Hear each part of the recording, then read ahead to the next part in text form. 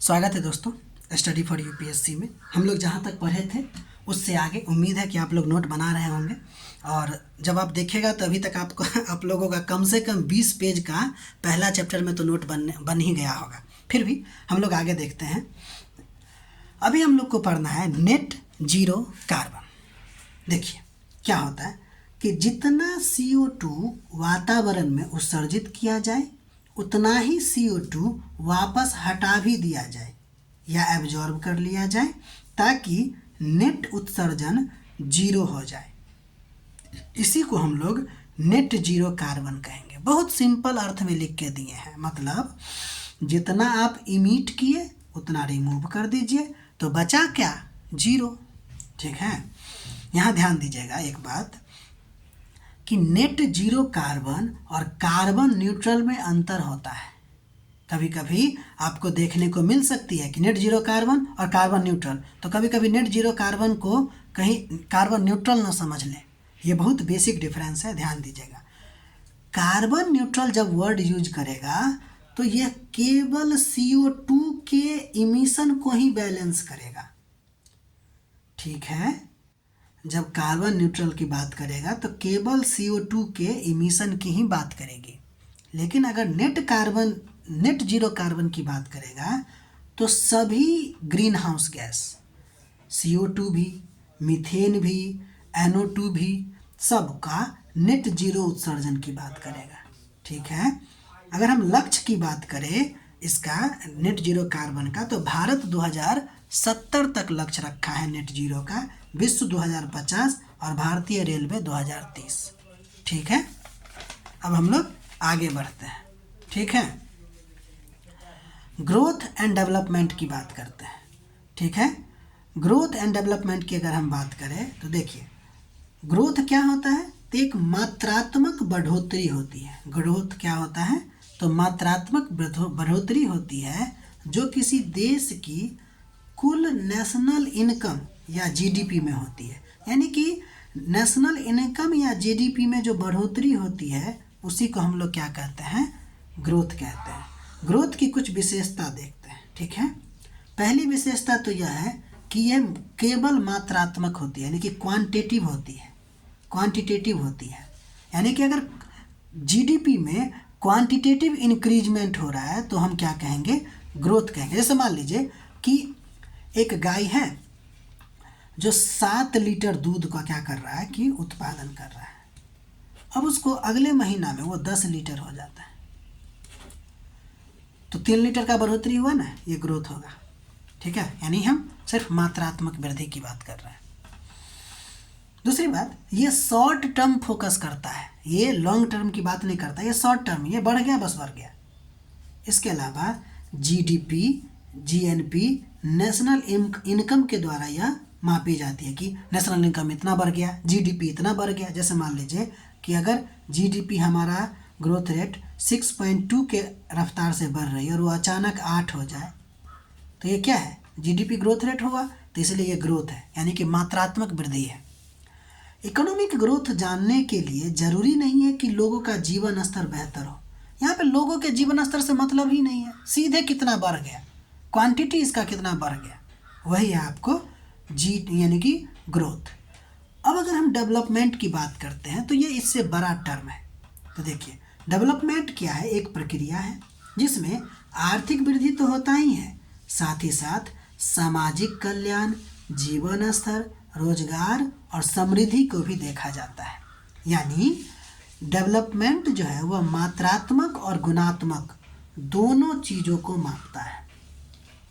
क्या दोनों में पहला चीज़ में आप अंतर देखें कि ग्रोथ केवल मात्रात्मक होती है और ये जो डेवलपमेंट होता है वो आपको क्या होता है, तो गुणात्मक और मात्रात्मक दोनों होता है। ग्रोथ की अगर बात करें तो शॉर्ट टर्म होता है, जबकि डेवलपमेंट की बात करें तो लॉन्ग टर्म प्रोसेस होता है। ये बहुत दीर्घकालीन होता है, 5 साल 10 साल में हम लोग देखते हैं। इंक्लूड इसमें क्या क्या होती है, इसमें क्या क्या शामिल है, तो देखिए मात्रात्मक तो समझ गए, ये वृद्धि होगी।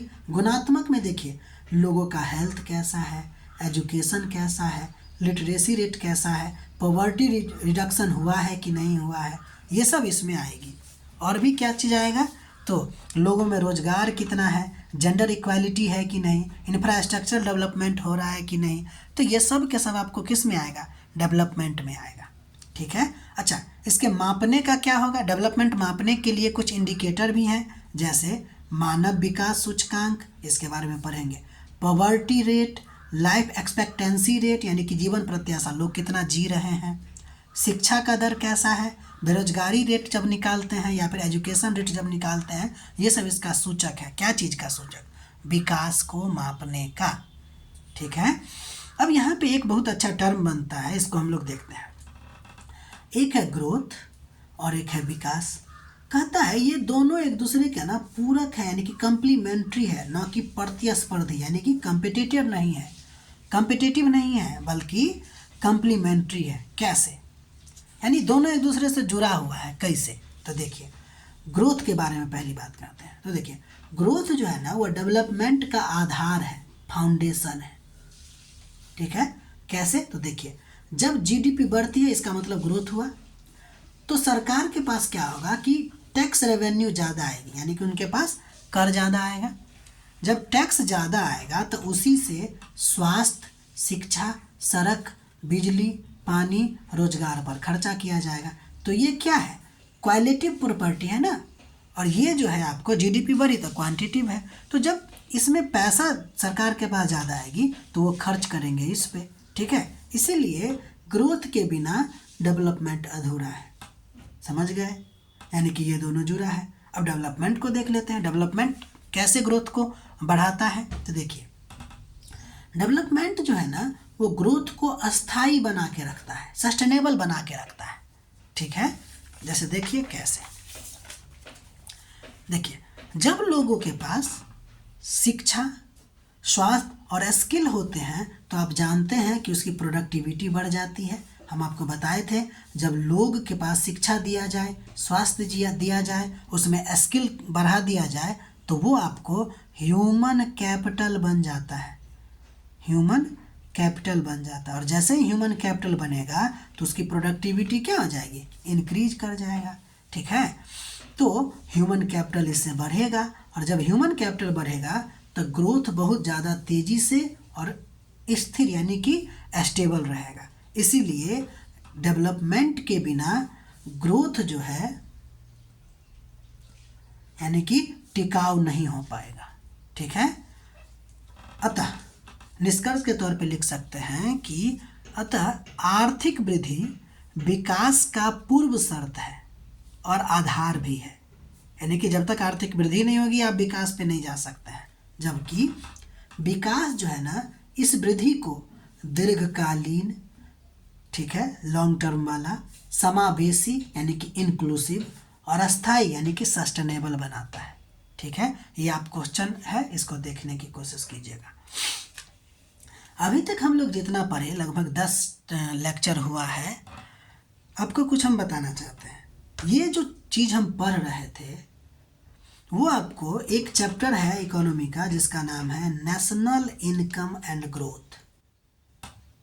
ये आज हम लोगों का पूरा चैप्टर कंप्लीट हो गया। ठीक है। जिसमें हम लोगों ने क्या क्या पढ़ा वो आपको बताते हैं। तो हम लोगों ने जीडीपी के बारे में पढ़ा, फैक्टर कॉस्ट जाना, मार्केट प्राइस जाना, नॉमिनल एंड रियल जीडीपी में डिफरेंस देखा, जीडीपी डिफ्लेटर देखा, जीडीपी जो होता है वह इसमें देखे कि C + I + G + X - M क्या होता है, या इसी को हम लोग केन्सियन इकोनॉमी के रूप में देखा। उसके अलावा जीएनपी एनएनपी कॉन्सेप्ट को पढ़ा, ग्रोथ एंड डेवलपमेंट अभी ही आपको पढ़ा के बताए हैं, कैपिटल फॉर्मेशन को हम लोगों ने देखा। ये सब एक ही चैप्टर में पढ़े जिसमें हमने ग्रॉस कैपिटल फॉर्मेशन देखा, ग्रॉस फिक्स कैपिटल फॉर्मेशन देखा, स्टॉक क्या होता है वो देखा, आईकोर क्या होता है वो देखा, green GDP, GEP, carbon tax, carbon credit, sustainable development, GNP, इसके अलावा स्लो डाउन, कॉन्ट्रैक्शन, ठीक है ना, रिसेशन हम लोगों ने देखा, डिप्रेशन हम लोगों ने देखा, केन्सियन इकोनॉमी में हम लोगों ने देखा कि एडी क्या होता है, एग्रीगेट डिमांड क्या होता है, इन्वेस्टमेंट क्या होता है, एक्सपोर्ट क्या होता है, इंपोर्ट क्या होता है, क्लोज्ड इकोनॉमी क्या होता है, ओपन इकोनॉमी क्या होता है, इसके अलावा 3 सेक्टर इकोनॉमी, 4 सेक्टर इकोनॉमी और भी बहुत सारा चीज़। ये आपका चैप्टर 1 था। ध्यान दीजिए, इसी चैप्टर में कुछ अन्य इम्पोर्टेंट मेंस लेवल का टॉपिक हो जाता है, जो है potential difference, potential GDP, output gap और इकोनॉमी रिकवरी का टाइप, जो कि VUWK शेप्ड में होगा। यानी कि इकोनॉमी का जो के शेप्ड रिकवरी है वो पूछा जाएगा क्या होता है। तो ये सब मेंस लेवल का टॉपिक है, हो सकता है पीटी में भी पूछ दे। ठीक है, तो इसको हम जो है एक प्लेलिस्ट ही बनाए हुए हैं जिसका नाम है यूपीएससी इम्पोर्टेंट टॉपिक, उसमें ना हम इसके बारे में बताएंगे। तो यहाँ तक आपका एक चैप्टर जो है पूरी तरह से कंप्लीट हो गया। टोटल 10 लेक्चर लगा है, लेकिन छोटा छोटा लेक्चर है। अगर आप देखिएगा तो बहुत सारा चीज़ आपको पढ़ा दिया गया है। इससे बृहद नोट कुछ नहीं हो सकती है। अब हम लोग अगला लेसन जो शुरू करेंगे वो होगा आपका पब्लिक फाइनेंस, जिसको हम लोग लोक वित्त कहते हैं। और अभी हम लोग इसका नोट तैयार किया जा रहा है आपके लिए। ठीक है, बाकी के लिए आप लोग तब तक इतना लिख लीजिए, प्रैक्टिस कीजिए, देखिए कि कैसा है। अगर अच्छा लगे तो लोगों को भी बताने की कोशिश कीजिए ताकि वाच आवर बढ़ सके। ठीक है, तब तक के लिए आप अपना ख्याल रखिए। मिलते हैं अगले चैप्टर से और अगले वीडियो में। ठीक है, टेक केयर।